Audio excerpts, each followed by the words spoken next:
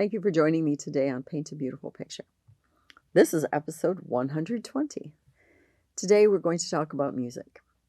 You need to teach your children so many parts about music. Let's talk about this. All right, when I was a kid, the music of my life was Perry Como, Andy Williams, a lot of the old crooners. My mom and dad were older. I also got to listen to big band music, which to this day I love big band music. I most assuredly heard bluegrass because my mom liked it. I heard hymns because my older sister played the piano and we went to church and she played hymns a great deal. I definitely heard what I'll call boogie music because one of my older sisters really liked the 40s kind of boogie era.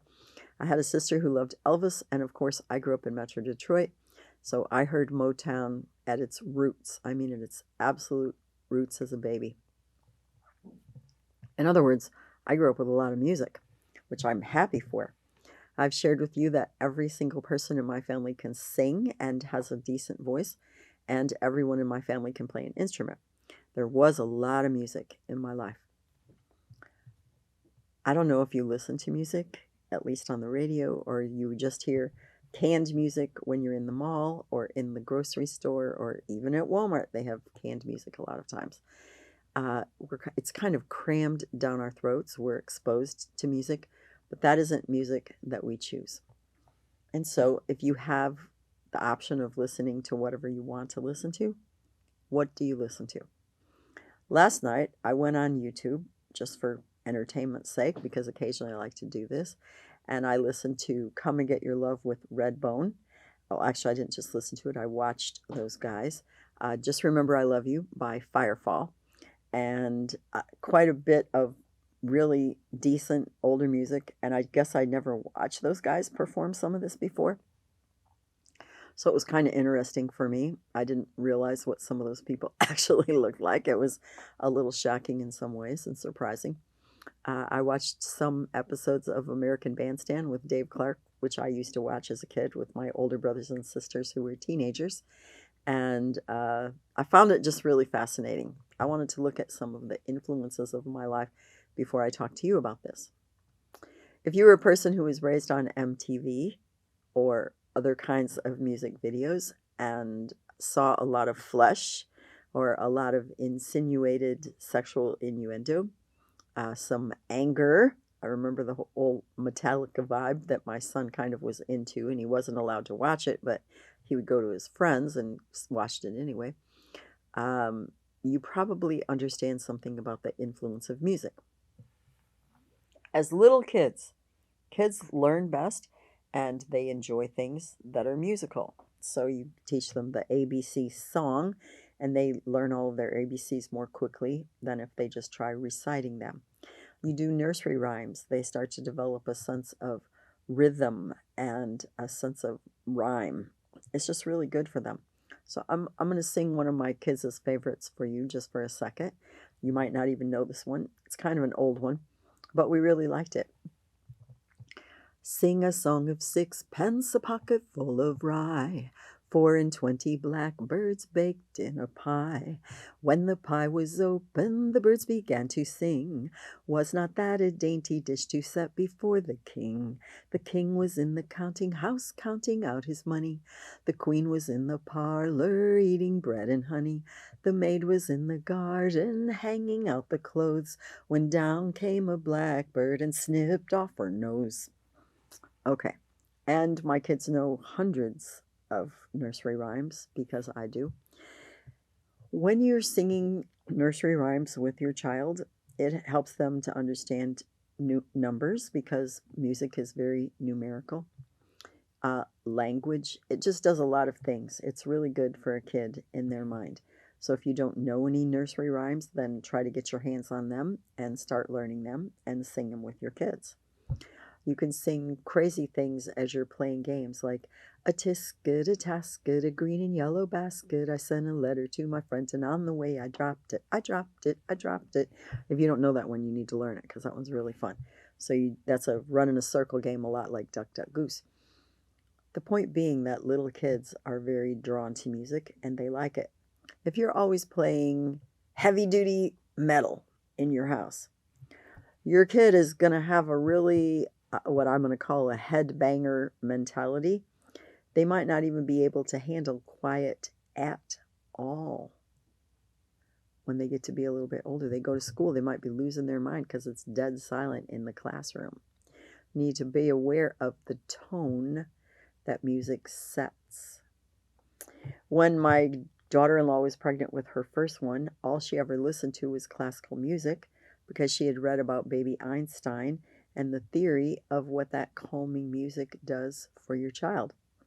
I'm not saying it did it, so don't misunderstand me, but my first grandson is still an extremely calm person. She didn't do it with my second grandson. She was busier. There were other things going on in her life. She had a 3-year-old to chase, etc. He's not nearly as calm as a human being. And he didn't love sitting down and watching baby Einstein with that gentle music going behind either, which my first one did. We really are heavily influenced by music. Here's some of the other ways we are influenced by music in case you never thought about this before. In our day, which was the 60s and 70s, that's when I was a teenager and a young woman. Dude, if you don't know this and you hear about sex, drugs, and rock and roll, that was totally our era. And it's not a joke. And you listen to some of that music, it might knock you down how incredibly sexual it was. I mean, we did live through the sexual revolution, and it most assuredly influenced us and affected us.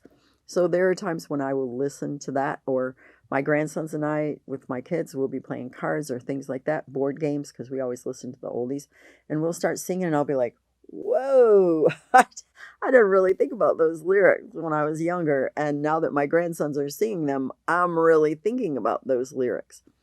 So if we sing the same thing over and over and over and over and over and over again, it is really going to start to affect our mind and our spirits. We need to be aware of that with our kids, and we need to let our kids know that. That doesn't mean you dictate to your kids everything about their musical taste, because it's not going to happen, okay? My daddy had a fit about Elvis. Of course, lots of people did. Nowadays, Elvis is the king of everything. I mean, everybody around the globe knows who Elvis is, and it is pretty much an admirer of his music. But boy, when it first came out, let me tell you, in certain parts of my life, like my mother listened to The Doors and one of their albums with Jim Morrison, it was very evident to me that that guy was high, wasted, messed up, and had some pretty strange ideas. I'm talking really some psychedelic music. I couldn't stand it. Now, my mom, who did get high, she actually thought it was pretty cool. So certain kinds of music, they're really not going to work for us at all. Me, I tend to love ballads, so I love James Taylor. I think I told you that I wore out 3 copies in vinyl of his best hits album that had You've Got a Friend on it, and Gone to Carolina in my mind, and so many of them, I literally played it so much I wore through the vinyl and you couldn't play them anymore. I had to go get it again. I like Jim Croce. I like Don Francisco. I just like balladeers. I like a story, and I like stories in my music, and I really tend to love a decent guitar player or a really good piano player. Those things, they appeal to me, and those are things I will listen to. You need to know what music does. So if a kid goes to a party and they're playing a certain kind of music, and there's evidence to back this up, they're more likely to get high, or they're more likely to get wasted on alcohol. Oh, and sometimes they're more likely to be sexually active. Music does compel us in certain directions. That whole thing in the 80s and 90s when these people were busting up hotel rooms and destroying their guitars, and I'm not saying there wasn't a bit of drug influence going on in their behaviors, but there are some kinds of music that really tend to or lead a person to being prone to being destructive of stuff. You want your child to understand music, and so you explain that to them. I think it's a really good idea for most kids at some point, if they have even a remote interest, to take piano lessons or maybe violin or flute, various things, whatever they want. But let them have exposure to music and let them to develop a sense of how rich and beautiful music is. I went to an opera for the first time when I was 15 years old. I really did not think I was going to like opera. I had heard it on various things, Detroit Public Radio and other things. I couldn't stand it. In person, though, oh, opera is so beautiful. It is so amazing. Don't say, oh, I can't stand blank, but you've never done it. I always say, don't tell me that you hate cauliflower, but you've never eaten it, because I don't want to hear it. Put it in your mouth, chew it. I don't care if you spit it in the napkin and tell me after that that you hate it, but you might find out it's amazing. And so the same thing is true of music. Your child will have tendencies that you probably won't even understand. I know an extremely well-educated, kind of formal, stiff couple. They predominantly listen to classical music in their home. Their kid loves twangy country music. I mean, loves it, and has since he was about 7 or 8. They don't even know where he heard it. There's maybe in a truck going by. They don't even know. The kid loves the crazy stuff. Neither of them do. Your child is very likely to have musical tastes that are different than yours. Don't freak out. With my sons, I finally got to the place when they'd tell me they liked something or they were interested in something. We'd go to a concert. And they got exposure to a lot of kinds of music and developed their own musical tastes. I'll say this to you. My one son listens to Christmas music about every single day. He loves Christmas music. He said Christmas music makes him so happy.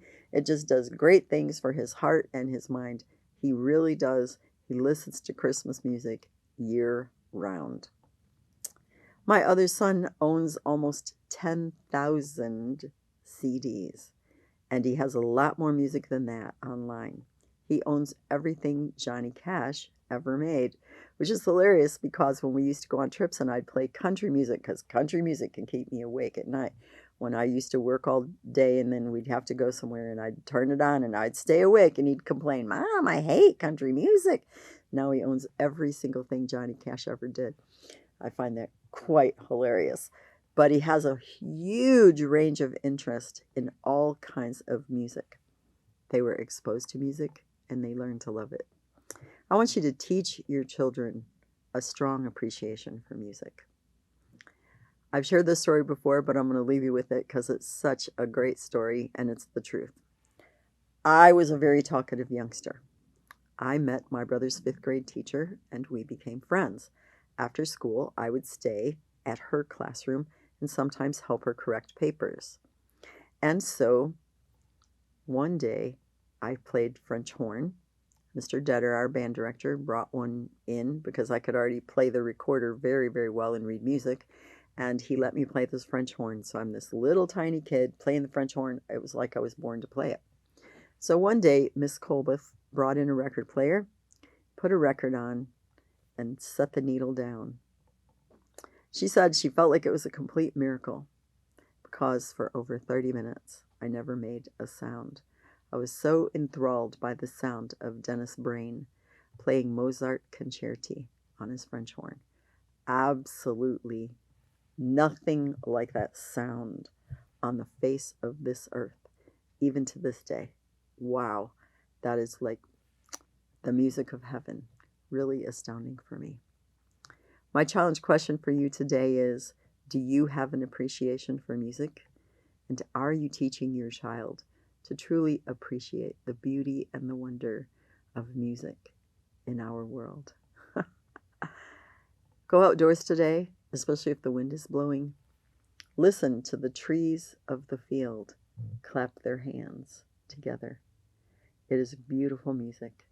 Listen to the birds singing in the morning and the sound of the brook as it runs across the rocks. Our entire world has music in it. I really hope and pray that you enjoy the beauty of the music with your children today. Thank you for joining me. I will look forward to seeing you again soon. You may find additional information on our paintabeautifulpicture.com website. Additionally, you may watch me on Rumble And you may also listen to a podcast on Buzzsprout or Spreaker, all under the name Paint a Beautiful Picture. If you like this video, please give me a thumbs up. You may subscribe, and if you are interested in receiving notifications, please hit the notifications button.